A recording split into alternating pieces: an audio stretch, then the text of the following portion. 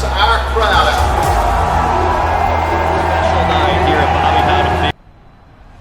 Blocked! It is blocked! It is Field inside of Bill Campbell Stadium. I used to sit up in those stands and dream of something like this. Beating the Florida Gators. That's something I've always dreamed of. There's a lot of optimism surrounding the 2023 Florida State Seminoles. It seems like the rebuild is already over after only a couple years.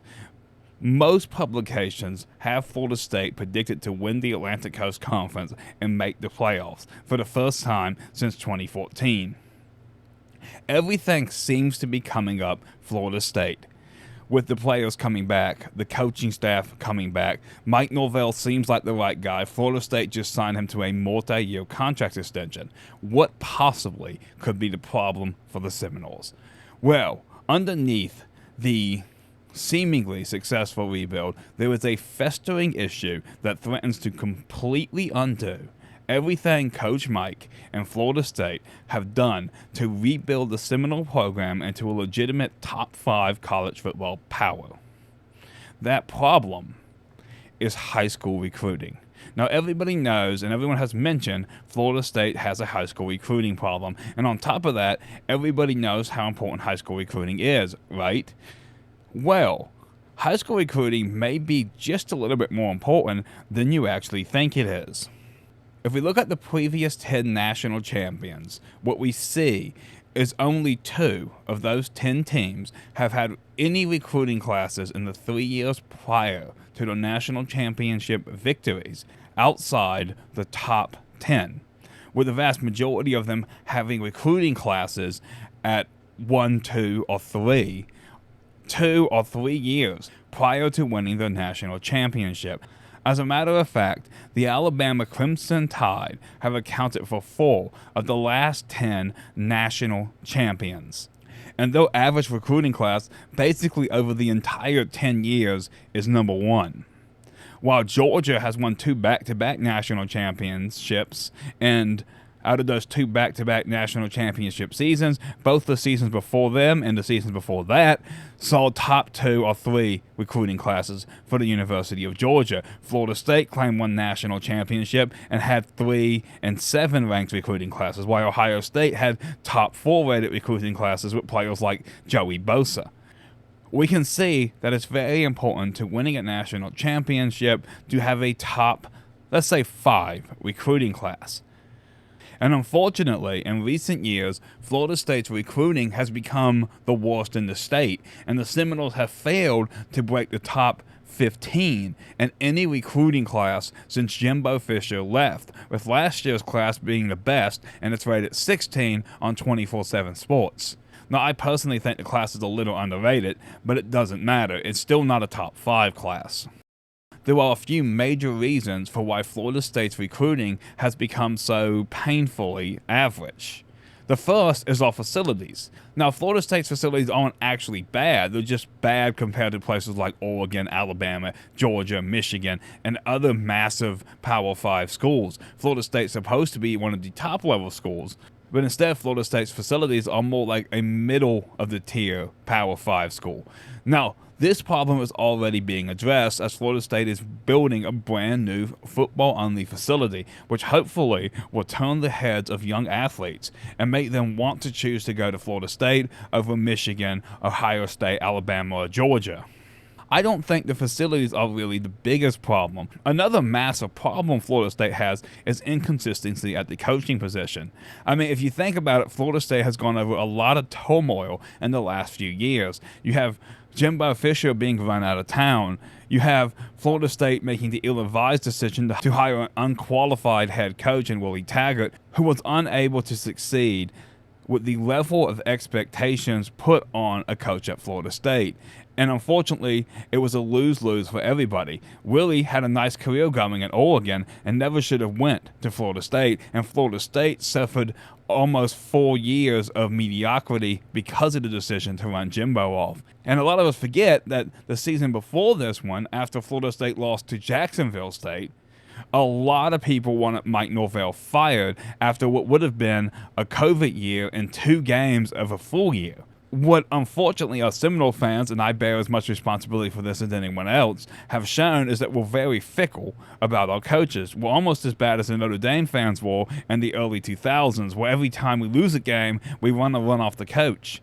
Players want to know the guy who recruited them, the guy they chose to play for, is still going to be there. This makes this a lot harder to recruit. However, I think Florida State addressed this problem this season by signing Novell to a long-term contract. And I think you can already see that as this year's class is 15, but it will most likely improve. I wouldn't be surprised if this year's class finishes somewhere in the top 10. Another massive issue is money. You see, Florida and Miami, the other two competitors in the state, as well as Alabama and Georgia, who also come heavily into Florida to recruit, are all spending more money on NFTs and players than Florida State. Because of this, it's very difficult for Florida State to manage to convince those young five-star super athletes to choose Florida State over, say, Alabama. If Florida State is offering $30,000 a year and Alabama is offering $75,000 a year, it's hard to convince these players to take the pay cut just to play for Coach Mike and his staff. The NFT problem is attempting to be addressed, as Florida State has been providing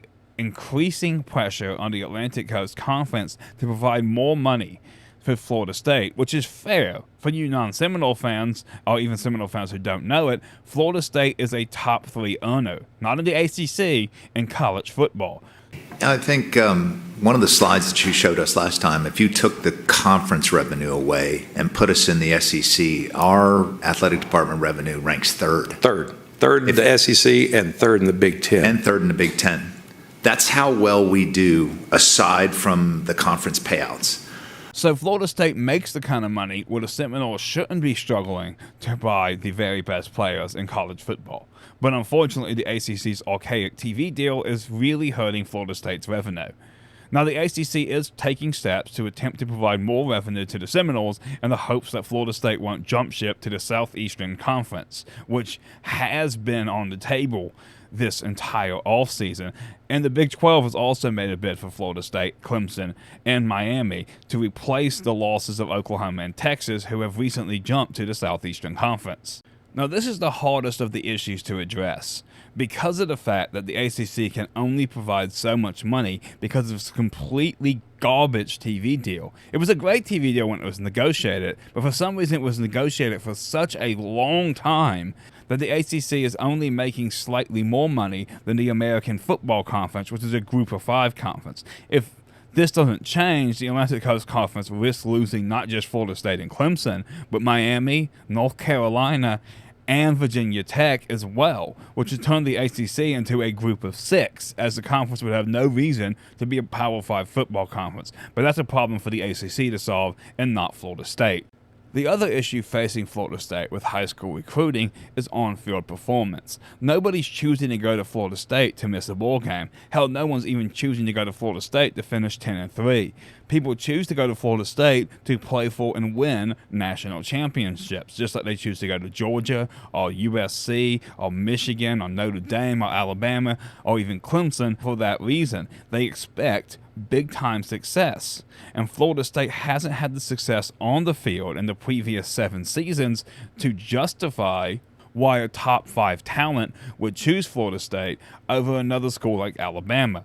Plus, without the on-the-field success, the draft success has really been a problem for the Noles as well, as it's very, very rare these days to hear more than maybe one Seminole announced in the first 3 rounds of the draft, which is awful for a school that used to have 5 or 6 players taken in the first round of every draft. This is one of the big ways you can convince players to take less money. If you have 5 guys drafted every year in the top 40 picks, it's easier to tell a player, yes, you're going to make a little bit less money here, but you'll also have a very high chance of being drafted and making a lot more money in the long run. Unfortunately, because of Florida State's lack of on-field success in the last couple seasons, the draft classes have absolutely collapsed, and Florida State is one of the weakest teams in the NFL draft in the last couple of seasons. Now, I do think this problem has already been solved. I suspect Florida State will win somewhere between 10 in 12 games this season. And I also suspect that Florida State will have 5 to 7 players taken in the first 50 picks of the upcoming draft. I even wouldn't be surprised to see Jordan Travis go in the top 50 picks. I don't think he's a first-round guy, but I do think he'll be a second or third-round guy, kind of a maybe he'll walk out player for an NFL team, probably one of the Florida teams like Tampa, who desperately needs a quarterback. Now, this sounds like I'm saying Florida State has no hope in the Mike Novell era of being successful if this recruiting trend continues, but there is an outlier. There's a big change in modern college football that might make the recruiting numbers not nearly as important as they seem to be, and that is college football's free agency, also known as the transfer portal. Now, LSU had that 17th ranked recruiting class prior to winning a national championship. There is no counts that LSU's recruiting classes should have been good enough for the Tigers to win a national championship with head coach Ed Orgeron, but they cleaned up in the transfer portal. And while I'm not sure exactly how many players they grabbed out of the transfer portal the year prior to winning a national championship, I know they got the only one that mattered, Joe Burrow. You see, the transfer portal has changed the metrics slightly. The reason Florida State has managed to rebuild the team so quickly is the transfer portal. Most of the incredibly talented players on the Seminoles' defensive side of the football have been brought in through the transfer portal. There's more than a few super talented offensive players, like quarterback Jordan Travis and running back Benson, who are also transfer portal players. It actually seems that the transfer portal has slightly changed the metrics of college football, and I don't think we've seen the end of the effect it's going to have on the sport. It is fully possible that high school recruiting will become far less important in the future. I mean, you see teams like Alabama and Georgia are bringing in top 3 classes every year, but this inevitably means a good amount of those players in those top 3 classes are going to have to sit for a year or 2 or even 3 just to see the field. And these teams don't always get it right. Look at Ohio State, who went out and gave up everything they could imagine to steal Justin Fields away from Georgia. And while Justin Fields was a great college quarterback, there was no doubt the Buckeyes would have done better to start third-string quarterback Joe Burrow and just let him lead them to probably at least one national championship. That was a simple case of not knowing what they had, and it happens all the time. There are so many excellent transfer portal players these days that it's becoming almost more important than high school recruiting. Also, since teams are now foolishly promising players millions of dollars a year, this means a player could take a job at, say, Florida, make $2 million, and then transfer in the offseason to where they really wanted to go in the first place. They'd still have plenty of eligibility, and they'd also have the money Florida paid them. This will most likely lead to some form of scholarship/contract in the future in college football. I see this happening, where players agree to play at a team for a certain number of years for a certain amount of money.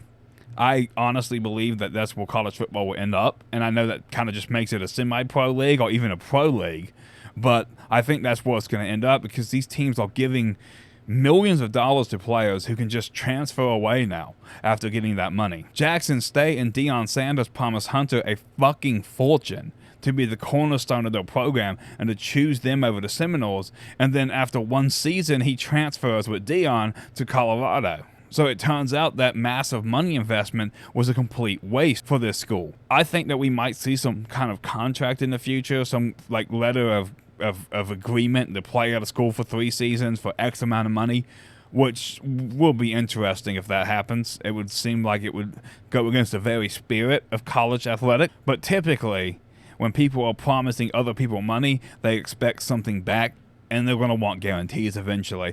You see Arch Manning making $3.7 million this year to be a backup, and you start realizing the amount of money we're starting to talk about in college football now, especially for quarterbacks. So Florida State has absolutely dominated the transfer portal under Coach Mike. Florida State is the best transfer portal team right now.